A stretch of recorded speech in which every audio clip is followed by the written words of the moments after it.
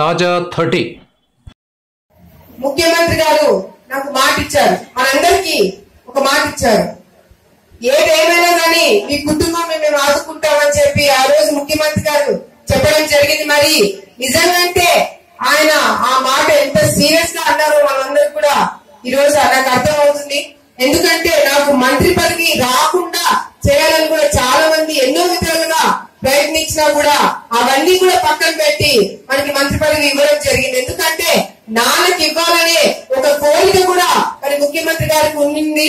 భూమా నాగిరెడ్డి గారు మంత్రి అయితే కర్నూలు జిల్లాలో మంచి స్థాయిలో అభివృద్ధి చేస్తారని కూడా ఆ రోజు ముఖ్యమంత్రి గారు నమ్మారు కాబట్టి ఆయనకి ఇద్దామని అనుకున్నారు. కానీ నాన్న చనిపోయిన తర్వాత మరి నాకు ఇవ్వడం జరిగింది. అదే విధంగా మరి తిరుపతి పార్లమెంట్ ఆయన జిల్లాలో సొంత జిల్లాలో నాకు పార్లమెంట్ ఇన్ఛార్జ్ ఇచ్చారంటే కూడా మరి టూరిజం కూడా ఇంతవరకు ముఖ్యమంత్రి గారి కిందనే ఉంది ఈ పోర్ట్ఫోలియో. ఈ రోజు నాకు ఇచ్చారంటే కూడా నన్ను ఆయన ఎప్పుడు పక్కనే పెట్టుకొని ఏ చిన్న సమస్య వచ్చినా కూడా నాకు ఎట్లా చేయాలో చెప్తూ ఈ రోజు నన్ను నడిపిస్తున్నారని కూడా మరి మీరందరికీ తెలియజేసుకుంటున్నాను.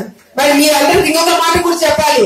నేను ఏ మినిస్టర్ దగ్గరికి వెళ్ళినా సెక్రటరియట్ లో ఎవరిని కలిసినా కూడా నీకేంటమ్మా ముఖ్యమంత్రి గారు నేను దత్తత తీసుకున్నావు, నువ్వు దత్తత పుత్రిక అని చెప్పి అందరూ మరి చెప్పడం జరుగుతుంది. ముఖ్యమంత్రి గారు దత్తత తీసుకుంది నన్ను నా కుటుంబమే కాదు మరి ఆలగడ్డ నంద్యాల ప్రజల్ని కూడా దత్తత తీసుకున్నారని కూడా మీరందరికీ తెలియజేసుకుంటున్నాను.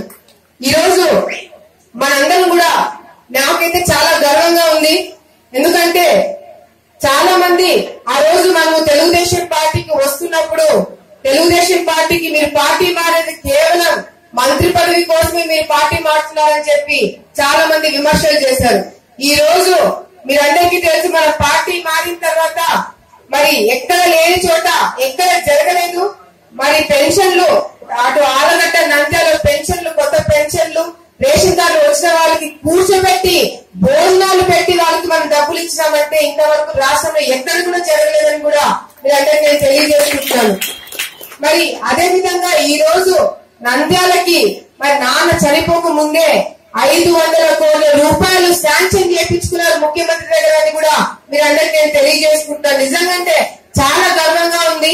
మరి నంద్యాలకు సంబంధించిన ఏవైతే అటు 13,000 మందికి ఇల్లు కట్టిస్తామని చెప్పి నాన్న మాట ఇచ్చారు, రోడ్ వైండింగ్ చేపిస్తామని మాట ఇవ్వడం జరిగింది, తాగునీటి సమస్య లేకుండా చేస్తానని కూడా మరి నాన్న మాట ఇవ్వడం జరిగింది. నిజంగా ఆ మాట నేను నెరవేరుస్తానని చెప్పి ఆ రోజు అసెంబ్లీలో ముఖ్యమంత్రి గారు మాట ఇవ్వడం జరిగింది మనందరికీ.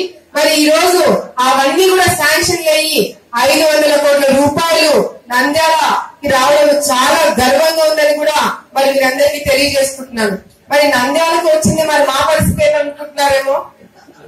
నేను మన పార్టీ మారిన తర్వాత 152 కోట్ల రూపాయలు ఖర్చు పెట్టడం జరిగింది మన ఆలగడ్డ తాలూకాకి. ఇంకా మనం ఫండ్స్ తీసుకొస్తున్నాము. ఈ last time MLC election code రావడం వల్ల కొన్ని పనులు కూడా ఆగిపోయినాయి. తప్పకుండా ఆ ఫైల్స్ అన్ని కూడా ఇంకా మంత్రుల దగ్గర కొత్త మంత్రులు కూడా వచ్చినారు కాబట్టి ఆ ఫైల్స్ అన్ని కూడా తొందరగా మనం ఫండ్స్ బయటకు తీసుకురావడానికి అన్ని ఏర్పాట్లు చేస్తున్నాను. నంద్యాలకు ఎక్కడ జరగకుండా మీరందరికీ కూడా అభివృద్ధి కార్యక్రమాల్లో పోటీ పడి నేను పనులన్నీ కూడా చేస్తానని కూడా మరి మీరందరికీ నేను తెలియజేసుకుంటున్నాను. Thank you viewers. ఈ వీడియో మీకు నచ్చితే లైక్ బటన్ టచ్ చేయండి. తాజా 30 ఛానల్కు సబ్స్క్రైబ్ చేయండి. మీ మిత్రులకు షేర్ చేయండి.